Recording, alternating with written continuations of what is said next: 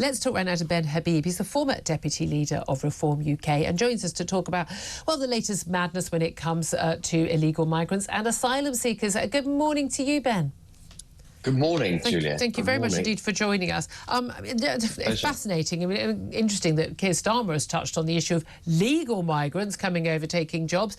Again, all credit to those people wanting to make a good start to their life and move overseas, but that does have an impact on those young people trying to get a start in skills and the like. But particularly on the issue of illegal migrants, Labour has pledged that migrants from safe countries are going to be processed first. Albania, Vietnam and the likes, and they're raising the prospect that a huge number of people who come to this country illegally will have their asylum applications processed, even though under the Tory government it was illegal for them to do so because they had arrived illegally on boats taken over from Calais.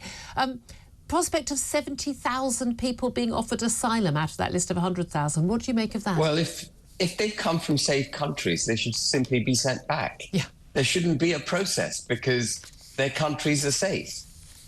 You know, Labour's at sixes and sevens with itself. It talks about the need to control illegal migration. At the same time, apart from the idiocy of what you've just described, it's also going to sign up to the EU's plan for the allocation of numbers of illegal migrants across...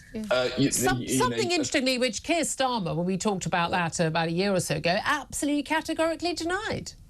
But he's going to sign up to it. And that is the legalisation of illegal migration through the back door, because once you've been allocated to a certain country, if you're an illegal migrant, you've been allocated to the United Kingdom, well, that's you done. Yeah. You're allocated to the UK, you're settled here. So we are going to be taking instructions from the EU on the numbers of illegal migrants that we should be obliged to settle in the United Kingdom. Roughly, what do you think the odds are that, given a number of people who arrive on Channel dinghies and arrive in the UK, that we want to send back to France and elsewhere from where they came? In other Europe, many of them have already tried asylum claims across Europe before they've even got as far as France, let alone to the UK.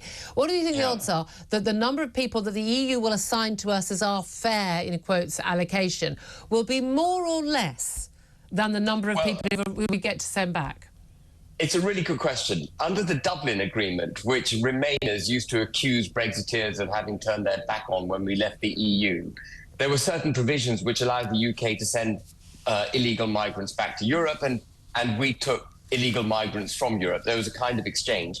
In the 4 years that the Dublin Agreement was in operation, the net returns was about a couple of hundred people. It came to no difference at all. It was just shuffling the deck. Yeah. And I suspect there'll be a shuffling of the deck, except our negotiators tend to be absolutely hopeless. Yeah. So there'll be a shuffling of the deck with more people coming to the UK than we will be sending back. But here's the thing: why would Starmer think that this was something that he could kick into the long grass to sort of make go away by? Well, we're just going to process the asylum seekers. So the issue that British people have is there are all these people on these lists awaiting asylum decisions.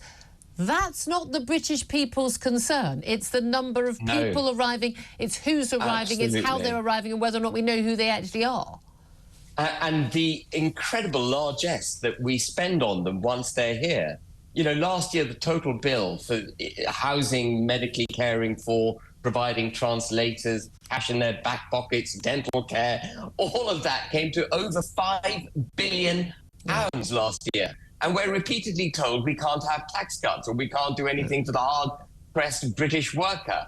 It's completely shocking to any sane-minded individual that we're rewarding this trade. But we're going to be told, I'm sure, but if these people have their asylum applications processed and they're approved, fine, job done, and then they go, you know, they're no longer put up in a hotel, then they can go and find work, they can pay taxes. What do you think is the problem with that? Well, sure.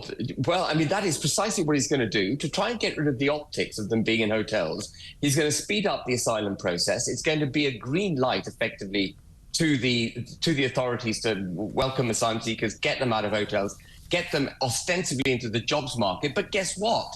They're going to be claiming benefits. A lot of these people, you know, a lot of the migration, the vast majority of the migration that the United Kingdom had until the last 25 years were of migrants who were genuinely aspirational, who wanted to make a better life for themselves and come to the United Kingdom because they love the UK. They've bought into UK's values. They wanted to make a life here. The kind of migration we're now getting, both illegal and legal, by the way, is not of that caliber of individual. No. The caliber of individual is coming across the UK, illegal migrants obviously in particular, and just signing up as dependents. Why should they do work if they don't have to? Their quality of life immediately goes up. They're living off our state, off our taxation, and the government's aiding and abetting it. And whatever Starmer... Yeah, sorry. No, I'm just going to say we've also got the situation where we've got a network of middlemen apparently making millions by striking deals with rundown hotels, filling them with asylum seekers. They're the ones who get the money rather than the hoteliers.